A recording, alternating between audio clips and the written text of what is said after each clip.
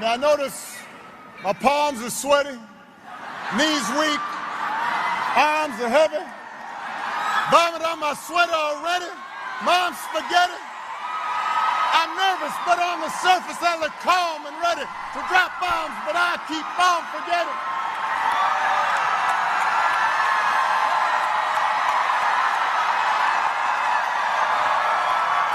This is my video update on this Wednesday afternoon, October the 23rd, from a very windy Limassol, Cyprus.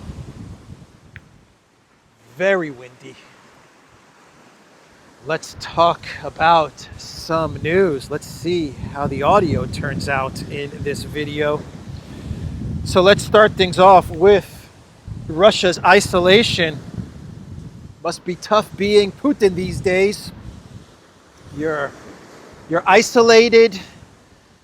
You're suffering from many diseases and ailments. Your military is not the power it once used to be. Your economy's in tatters. It must be very difficult being Putin these days. But yeah, the isolated Russian president decided to host the BRICS Kazan Summit in Russia, in Kazan, Russia, the BRICS Summit 2024. And Putin is anything but isolated. Russia is definitely not isolated. But the collective West, they are having a hard time dealing with this fact that Russia is not isolated, and they can't even say the word BRICS. They can't even write the word BRICS in their article titles. They just can't do it. That's how hurt they are at the fact that this narrative of Russia isolation has turned out to be completely fake and false. They're trying to cope with the fact that half of the world's population, more than half of the world's population, is now being represented in Kazan, in Russia, at BRICS. CNN, they ran an article with the title, "Putin looks anything but isolated as he hosts major summit." It's a major summit. It's not the BRICS summit. It's just a major summit. That is what CNN is running with. At least they say that Putin is not isolated. He looks anything but isolated. The BBC, they put out an article with the title, "Putin gathers allies to show West's pressure isn't working." It's a gathering of allies. Just a gathering, you know. Some friends are coming over so we can talk about stuff.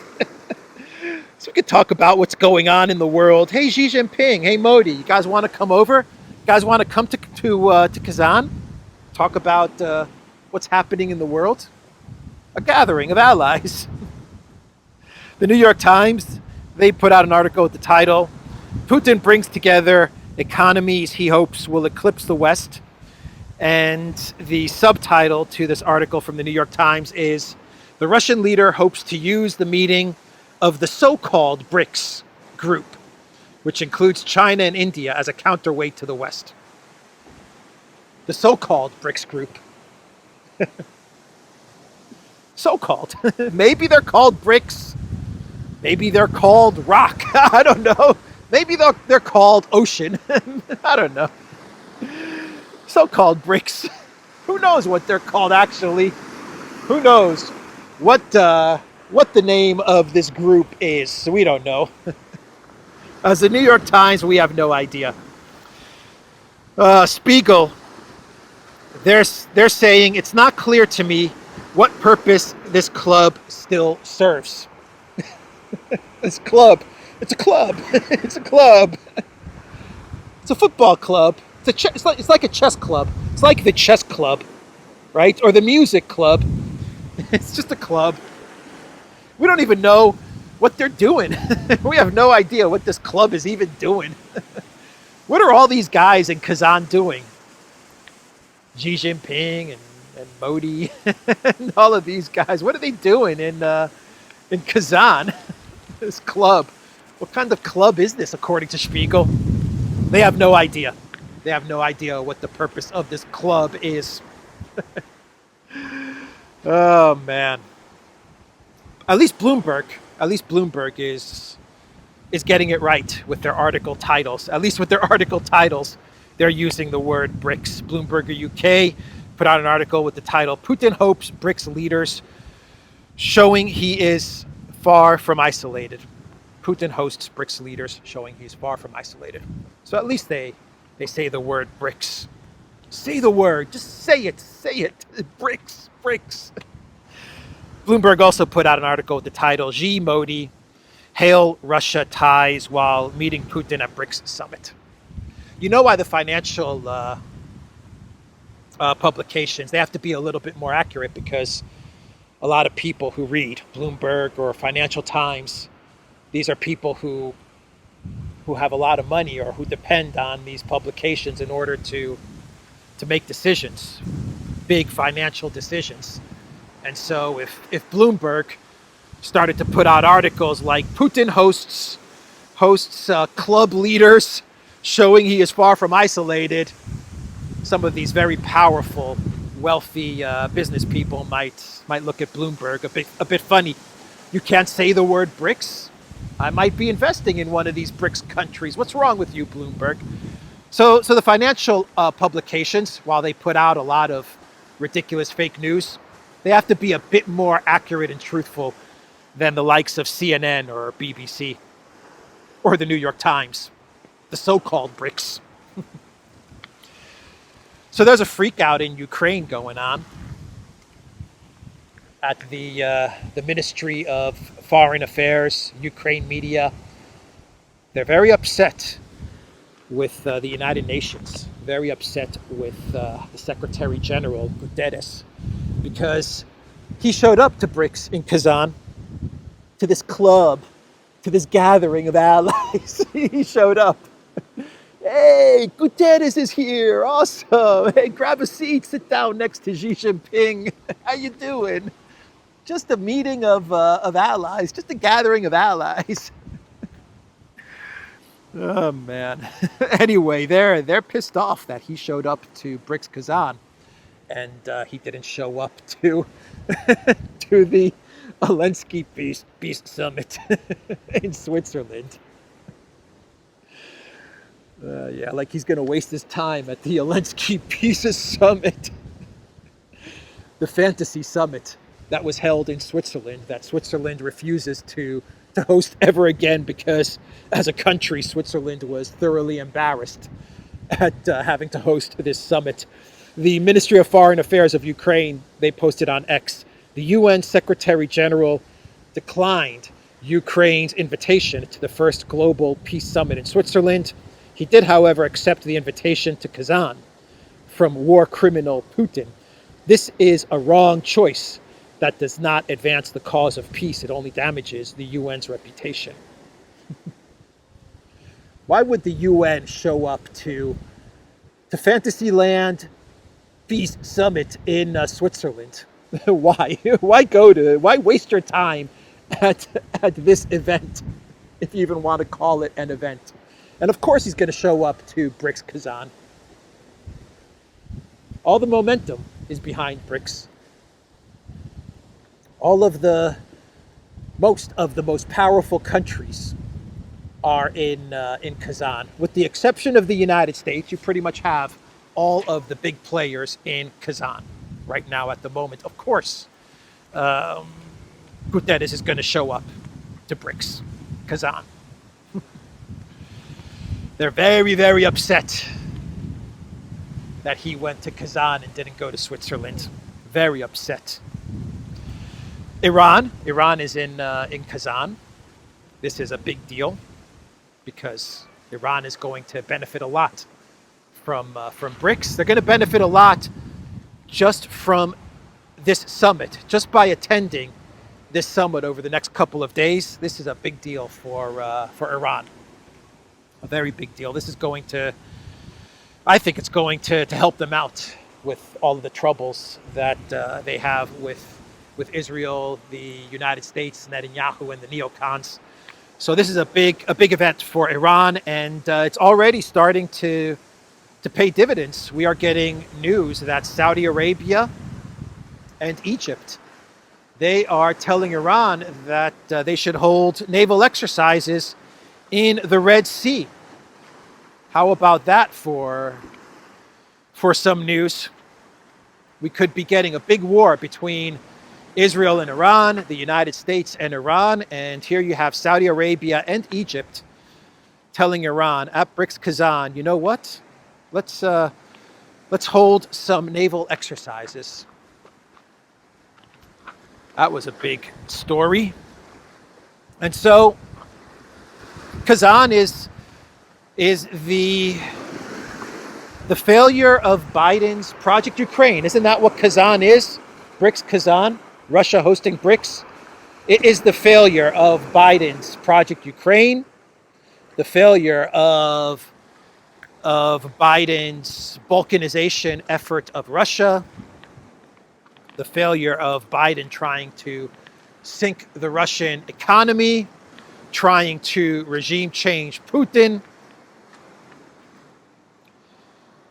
isolate Putin,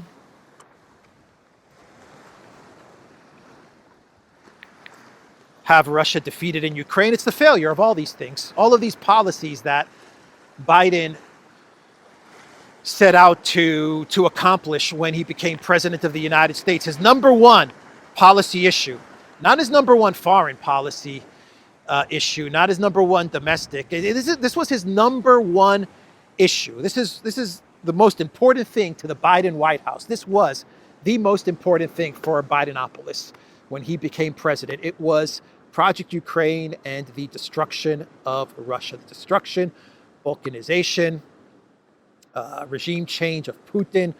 This was his number one thing as president of the United States. And here we are, October 23rd. BRICS Kazan kicked off yesterday, actually. And this symbolizes the total defeat of the Biden White House's number one policy issue. That's what BRICS symbolizes. A failure across the board with Project Ukraine, militarily, economically, isolation, diplomatically. It all has failed for the Biden White House. So, Project Ukraine. Let's talk about Project Ukraine. What is going on in Ukraine? Reports are coming out from The Economist that the U.S., this is the neocon Economist is saying that the U.S. does not want to tell Elensky openly that the U.S. rejects his victory plan. How about that for a clown world story? They don't want to tell Elensky openly that they reject his victory plan. Let's not tell him.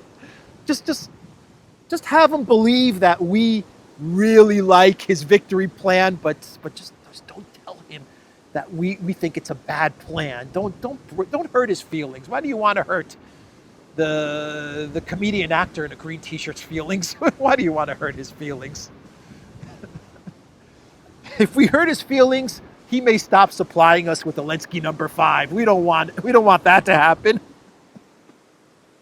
Yeah, I think Elensky knows that the United States rejects his victory plan. I think he got the message. Oh man, Elensky, he is upset with Germany. Yep, that is what he told the media on Monday, that he is upset with Germany. He blames Germany for the fact that his victory plan has been rejected and that Ukraine is not going to be entering NATO right now. It's all Olaf Scholz's fault. Damn you, Olaf Scholz. Damn you. It's all your fault. He said, and I quote from Elensky, "I say everything as I see it and not as someone might like." The German side is skeptical about our joining NATO, and that's a fact, Elensky told reporters in Kiev on Monday. He acknowledged that Germany is second only to the US in terms of financial and military aid to Ukraine, but argued that the authorities in Berlin are afraid of the NATO-Germany topic when it comes to reaction from Russia. That's what it is. Yeah, he's blaming Germany, man. Germany blocked Ukraine, blocked Elensky from achieving his victory plan goals. Elensky did say to the media, in reference to Germany, that if the United States changes its mind on his victory plan, then they can convince Germany to also change its mind and to support Ukraine getting into NATO right away. He did say that. Basically insulting Germany twice. He first insults Germany by blaming them for the rejection of his victory plan, and then he basically says that Germany is a vassal of the United States and it will do whatever the US orders it to do. He's not wrong. He's not wrong about that, but it's still insulting to Germany. Maybe this is Zelensky's way of getting a medal from Steinmeier or from Schultz, an Order of Merit medal. Maybe his insulting Germany like this is his way of getting that medal. Biden blow up pipeline, he gets medal. Maybe I insult Germany, I too get medal. So the whole North Korea narrative is really being hyped up. Man, is it being hyped up. North Korean troops on the side of Russia to fight Ukraine. The Economist, once again, they put out an article with the title, North Korea is sending thousands of soldiers to help Vladimir Putin. It shows how far Russia has fallen as a strategic power. Wow. That line. It shows how far Russia has fallen as a strategic power. Yeah, Russia may have won. Yeah, Russia may have defeated 52 countries in Ukraine. Russia has won this proxy war, this collective West proxy war. Yes, Russia is heading towards victory, but it was all North Korea. And the fact that it was all North Korea shows how far Russia has fallen as a power. It really isn't a victory. It's actually a loss, to be quite honest, because they had to get North Korea to do it all. North Korea did it all. It was North Korea all along, everybody. It wasn't China. It wasn't Iran. It wasn't India. It wasn't the shovels. It wasn't the dishwashing chips. It was none of that stuff. It wasn't the Ghost of Kiev or Snake Island. It was none of that stuff.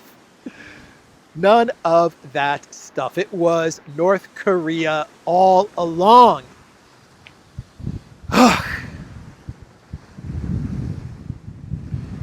I didn't see it. I was too wrapped up in 3 years of reporting on the conflict in Ukraine, too wrapped up in what was going on to understand that it was really North Korea behind everything. And for this, I apologize to everybody that's watching this video. I have to apologize.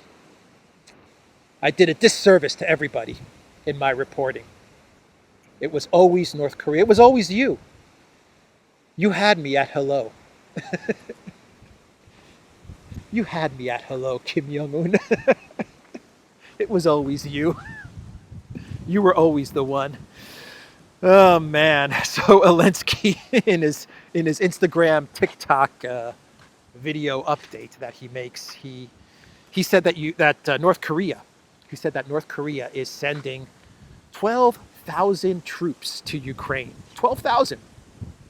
Just 2 days ago, it was 10,000.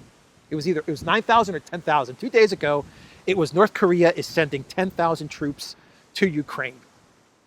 Now North Korea, according to Elensky, is sending 12,000 troops to Ukraine. According to Elensky, 2 brigades are undergoing training in Russia. And he said, we expect a firm, concrete response from the world. That's right. Elensky is expecting NATO to jump in, boots on the ground.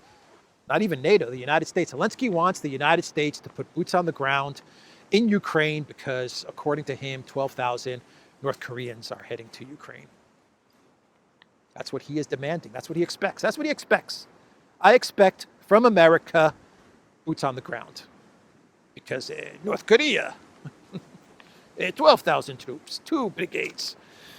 And Sirsky is saying the same thing.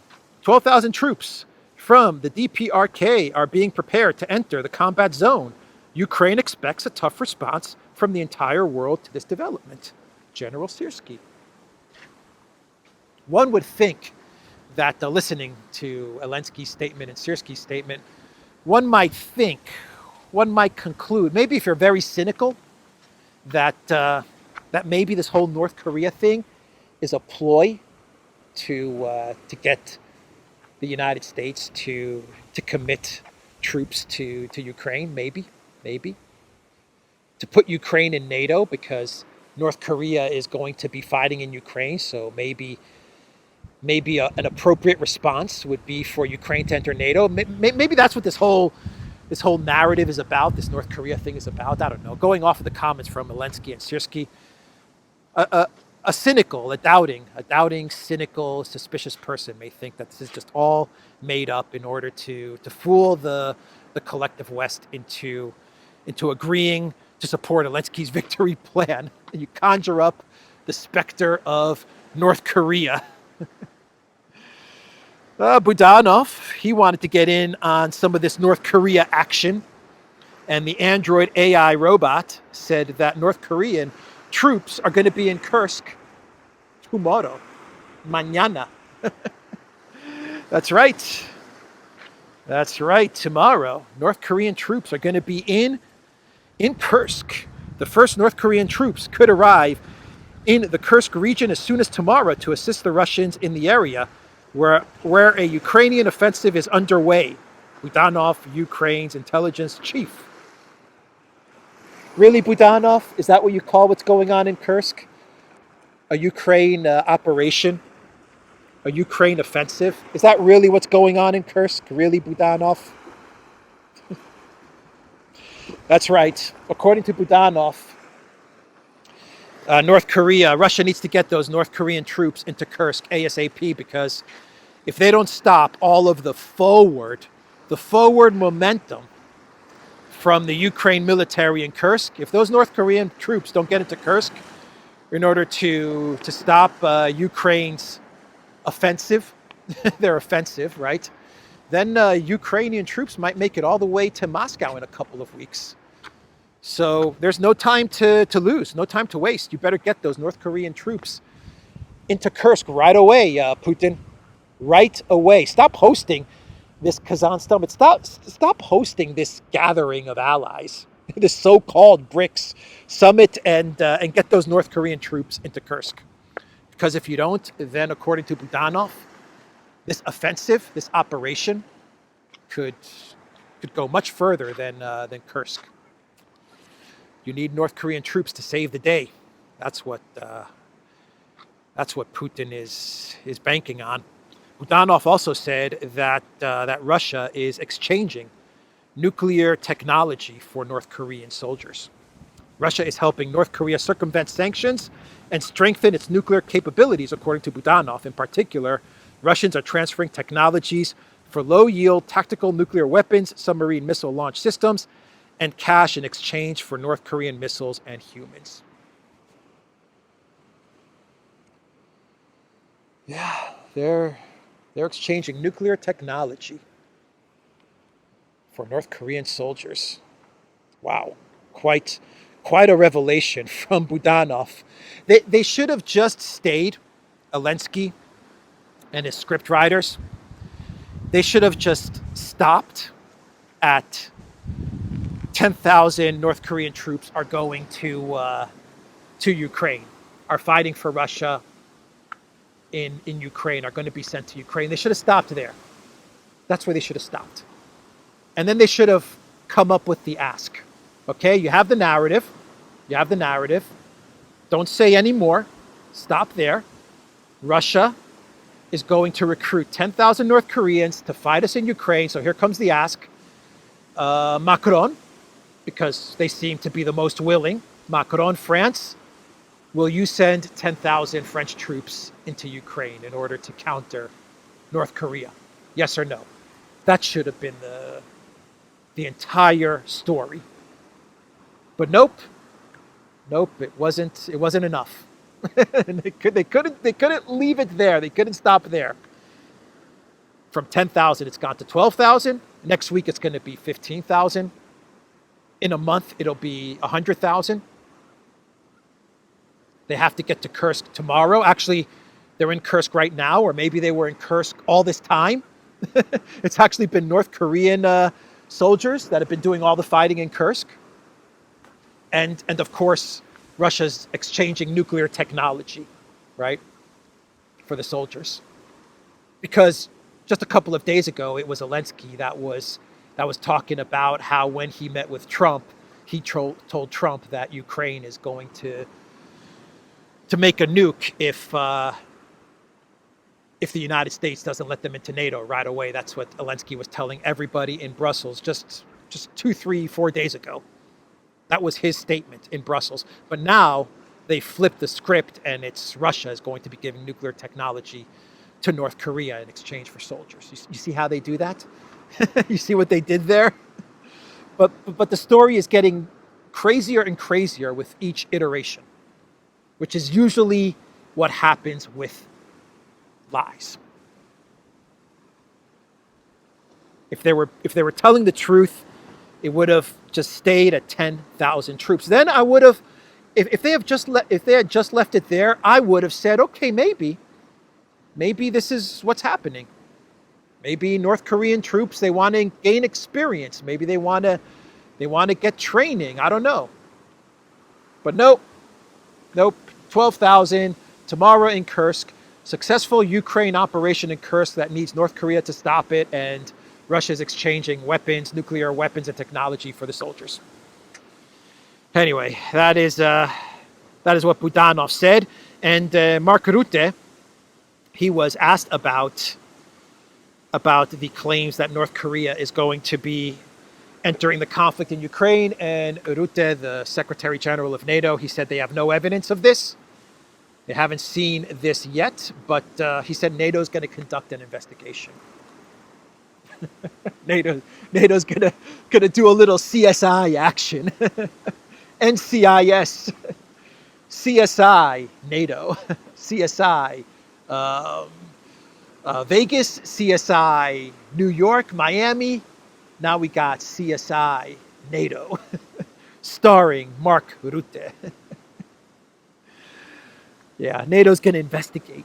They're going to investigate what's really going on. They're going to gather evidence on the ground, and they're going to see if there's any truth to the claims that North Korean troops are in Ukraine fighting for Russia. South Korea now is thinking about getting involved, right? According to The Guardian, South Korea is mulling. They're thinking about sending weapons and troops to Ukraine in order to counter North Korea. That's the smart thing to do, right? If you're South Korea, you want to start sending your artillery shells and your missiles. You want to demilitarize yourself. You want to send these to Elensky, because that's going to really stick it to North Korea. If you demilitarize South Korea, then that's going to really stick it to Kim Jong-un in the North, right? Demilitarize the South to send a message to North Korea. Yeah, that's a good plan. That's a real good plan. The BBC is reporting that Elensky, he is going to be drafting a new plan to victory, an internal plan for Ukraine to survive the war. According to the BBC, Elensky is drafting a new plan. Now, this is important. A new plan to victory. This is very important because they want to make it very clear that this is not a new victory plan. This is a new plan to victory. Okay? Oh boy, Elensky is preparing another plan for war, according to the BBC. The president instructed the authorities to develop an internal plan of action that would help the country survive the war. It will apply to many areas: military, industry, defense, economy, social policy, etc. Important. This is not an alternative to the victory plan. These are the steps that Ukraine itself must take. Don't call it a victory plan, even though it's another victory plan. Don't call it another victory plan. Okay, got it, got it. There's the victory plan, and then there's a plan for victory. The victory plan's done. That's already been drafted. That's already been presented. Now what Elensky is doing is he's creating a plan for victory. Okay?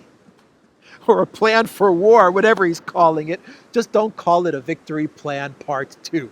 All right? Don't call it that. This is an internal plan for what Ukraine should do if they need to survive the conflict. This is the plan that's going to instruct the authorities in Ukraine how to survive the conflict with Russia. One would think, now I'm just spitballing here. I'm just spitballing.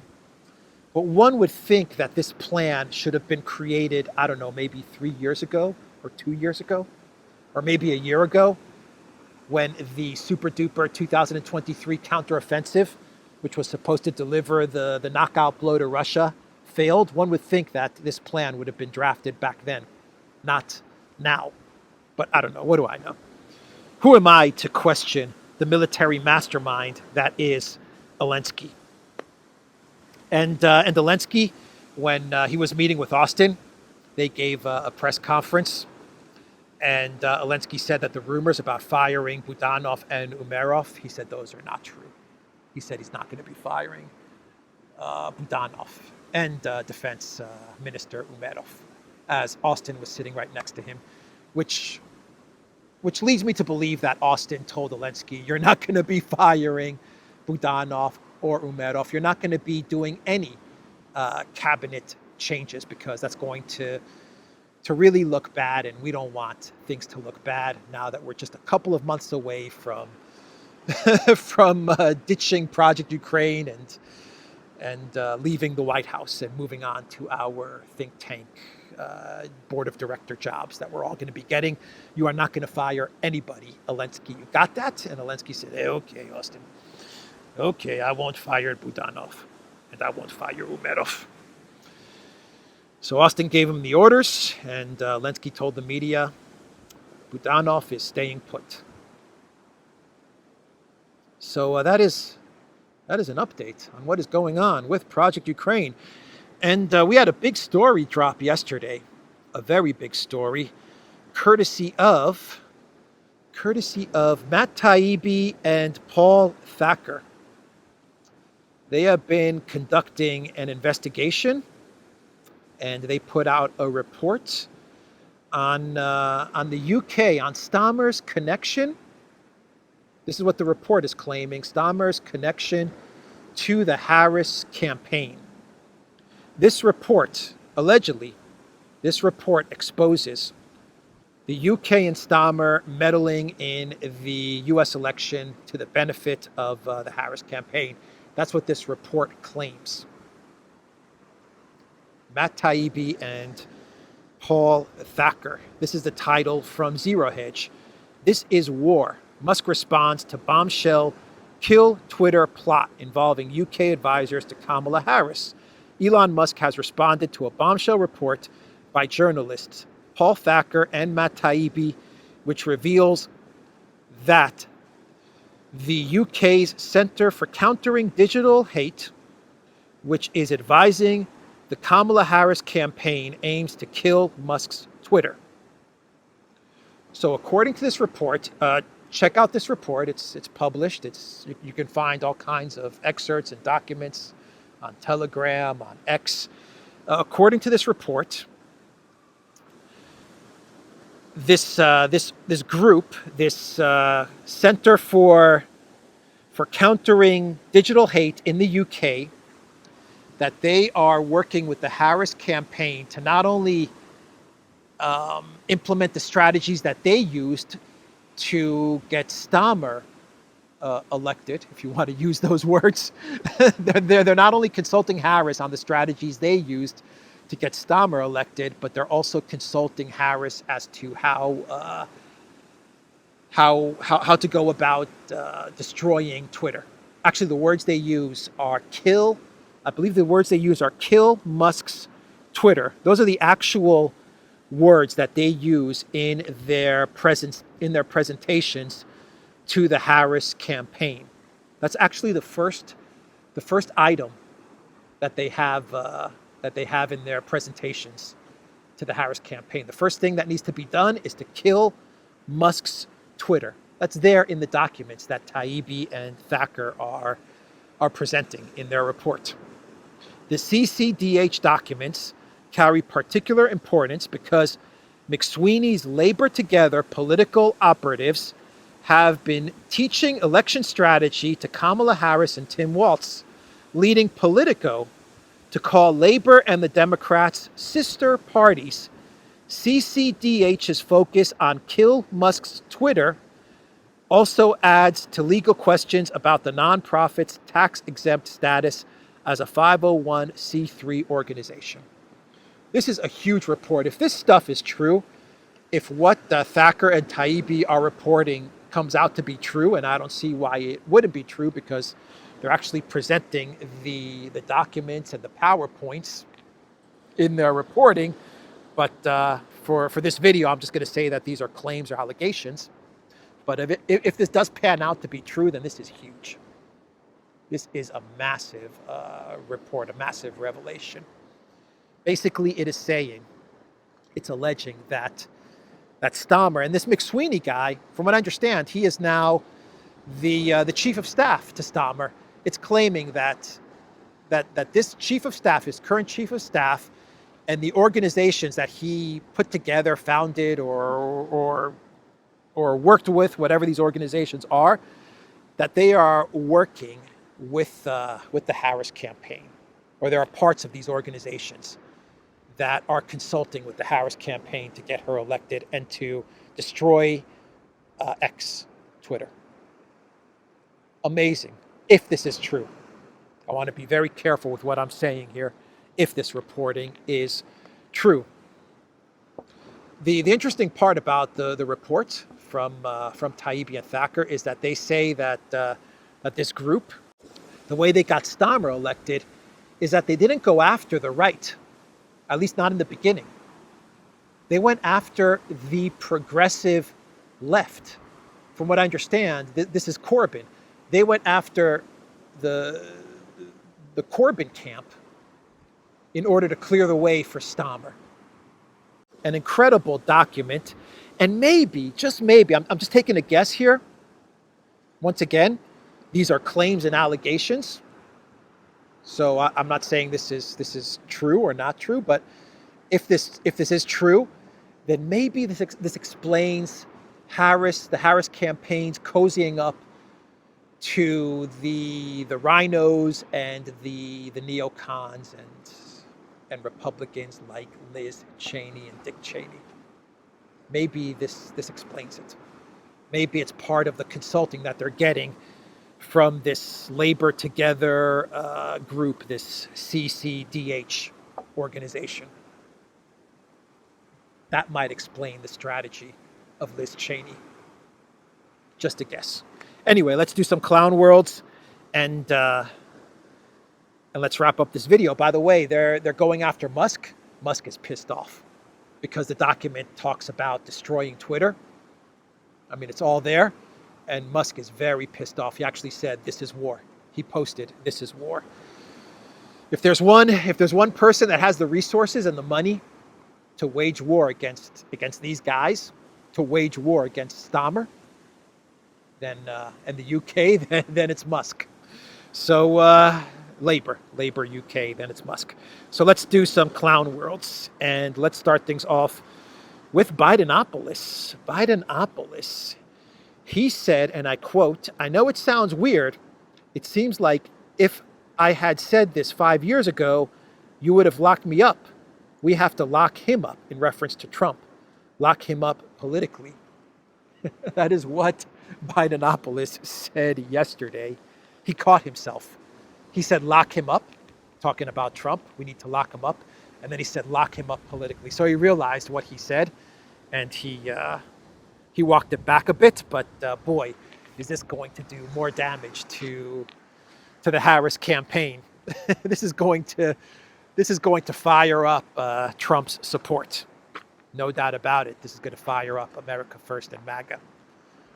Biden coming out and saying, lock up Trump. That does not look good either. That does not look good at all. But, I think this is all part of Biden's evil genius. This is all part of Biden's evil genius. He is sabotaging Harris. At every turn, he is sabotaging Harris. Revenge for being coup d'etat. That is what Biden is doing here. So that was an interesting statement from Bidenopolis. And Tim Walz, the running mate of Kamala Harris, he was speaking at a campaign stop, and he made fun of Elon Musk. He said, I won't waste all of the time. I will talk about his running mate, talk about Trump's running mate, his running mate, Elon Musk. Elon is on that stage, jumping around, skipping like a dip, you know what. A dip, you know what is what he called Elon Musk. Well, first he said that it's Elon Musk that's Trump's running mate. Ooh, what a burn. What a burn on Trump and Vance. JD Vance is not your running mate, it's Elon Musk. Burn. Man, that Walz. That Walz is something else, huh? He's sharp. Very sharp, that Walz. So yeah, he said that it's Elon Musk who's the real running mate. And then he said that Musk jumping around on stage makes him look like a dipshit. Yep. Has Walz not seen himself? Has he not seen himself on stage? He hasn't seen video footage of himself on stage. The Harris campaign hasn't shown him what he looks like on stage, jumping around, prancing around. No? He hasn't seen those videos? Oh man, talk about no self-awareness. Look at all the food left out here for the cats. There's a cat feeding station. Limassol, Cyprus, everybody. We love our cats. We love our cats in Cyprus. That's a fact. That is true. So yeah, Walz saying that Musk looks like a deep shit. Yeah, okay. All right, Tim Walz. And in Detroit, Michigan yesterday, you had Obama rapping to Eminem's Lose Yourself. Eminem actually spoke at this event in favor of Harris. Eminem is endorsing Kamala Harris. That's a clown world right there. But yeah, Obama decided to rap Lose Yourself at this event. That's when you know the Democrats are desperate. They are desperate. When Barack Obama is rapping Lose Yourself, that's when you know things are going really, really bad for the Harris campaign. Oh boy, that was sad to see. I mean, that was really, really sad. Wow. Anyway, that was Obama. And King Charles is in Australia. Is he still in Australia or has he left? I imagine by now he might have left because things have not been going well for Charles in his trip in Australia. Check out the videos of Charles. I believe this was in Parliament, right? And boy, was he shouted down in Parliament. And things have not been going well for Charles in his trip to Australia. I'm thinking it wasn't a good idea for him to go to Australia. Probably not a good idea. looking back in hindsight. Doesn't seem like he's too wanted. Anyway, that's Charles in Australia. And finally, we have news that Poland, according to Sikorsky, the foreign minister of Poland, he is saying that Poland is going to drop their demand for World War II reparations from Germany. This is according to Sikorsky. And I'm thinking that what Sikorsky told Annalena Baerbock, foreign minister to foreign minister, he probably told Baerbock, look, we'll drop our demand for reparations if you just stop putting out stories that we had something to do with blowing up Nord Stream. Is that a deal, Annalena? Do we have a deal? Will you stop putting out stories and saying you're investigating Poland for blowing up the Nord Stream pipeline? If you stop running those stories, then we'll call off our demand for reparations, for World War II reparations. Deal, Annalena? And Annalena said, 360 deal. That's a 360 deal, yes. You got a deal. Thank you, USA Sikorsky. Anyway, that is the video, everybody. TheDuran.locals.com. We are on Rumble, Odyssey, BitChute, Telegram, Rockfin, and X. And go to the Duran shop. Pick up some merch like the t-shirt I am wearing in this video. 20% off all merchandise on the Duran shop. Use the code October20. That is October 20. And pick up hats and hoodies, mugs, t-shirts, all kinds of great stuff. Amazing quality, by the way. Our merchandise, our shirts, our hats, amazing quality. So that's the video. Take care.